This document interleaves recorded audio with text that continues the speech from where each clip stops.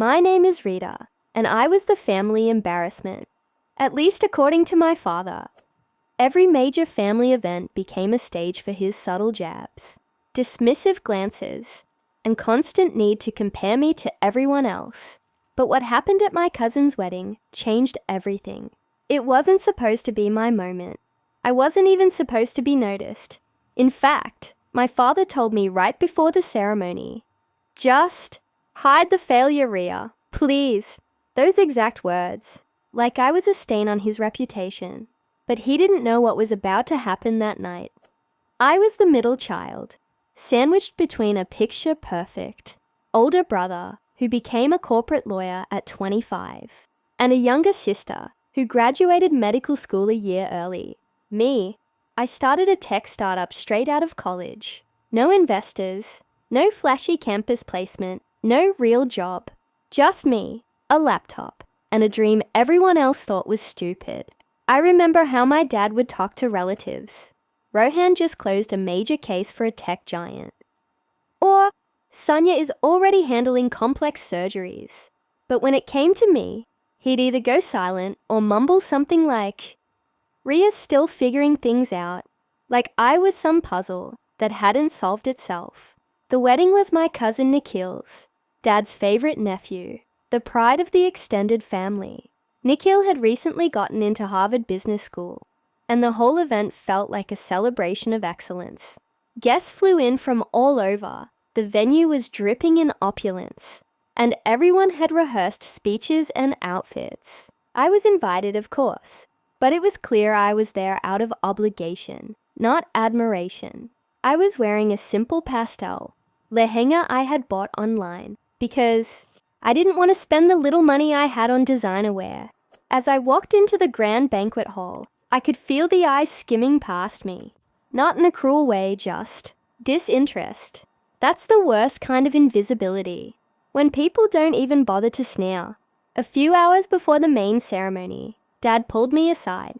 He wasn't angry. He was anxious. He straightened my depowder like he was trying to rearrange me into someone else. Then he whispered those 5 words. "Just hide the failure, Rhea." I laughed. Not because it was funny, but because it was predictable. "What exactly should I hide, Dad?" I asked. "The fact that I'm not in a coat and tie or scrubs." He didn't answer. He just walked away. And that silence, that was more deafening than anything he could have said. What he didn't know was that something big was about to happen. My startup, Luminabyte, had just secured its first major ad deal with a well-known wearable brand. The commercial was set to premiere that very evening, nationwide, on several major channels. I had spent months negotiating, designing, testing. It was the biggest break we'd had since launching.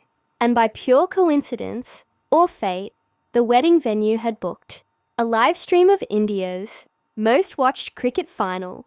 During the reception, no one at the wedding knew, not even my mom. I had kept it quiet, not because I wanted to surprise them, but because I was used to shielding my work from judgment.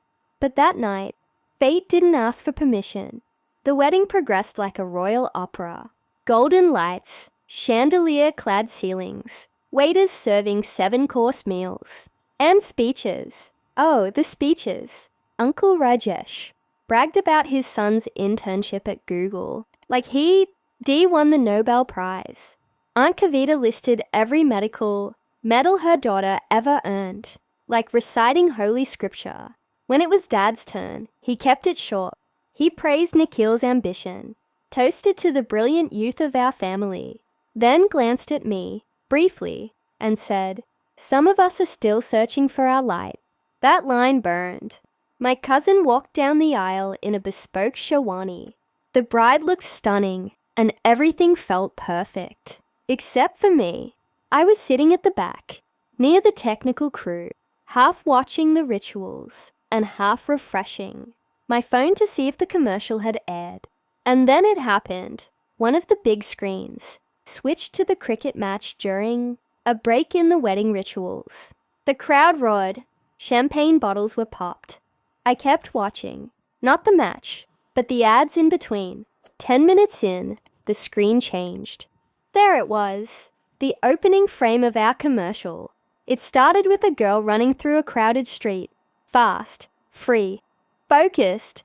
The camera followed her as she tracked her vitals on a sleek wristband, coded voice commands into her wearable, and monitored her health while chasing her dreams. The tagline came last. Built for the movers. Designed by Lumina Byte, and then, like an afterthought, turned into a roar. The words, a Ria Mera innovation. It was 5 seconds. But it was 5 seconds that flipped my entire world. At first, people didn't notice. But when my name appeared on the screen, and some of the younger guests whispered, "Wait, is that?" The wave began. Heads turned. Conversations stopped. My uncle actually tapped my dad's shoulder. "Is that Ria's company?" he asked. Dad froze. I watched his face like a silent film. The confusion, the disbelief, the stunned realization, then the applause started. It was awkward at first. Scattered claps from cousins, and a few techie guests who recognized the product. But then it grew. People started coming over, asking me questions, praising the ad, telling me how cool it looked. One woman even asked for a beta version. Dad didn't say a word. Not at first. After the match, the dance floor opened. My siblings were dancing. My mom was with the aunties. And Dad? He was sitting alone near the buffet. I walked over. "Still want me to hide the failure?" I asked softly. He looked up, and for the first time in a long while, he didn't have an answer ready. Then, without looking at me, he said, "I didn't know." I nodded. "You never asked." There was a pause. Then he said, "That commercial was something?"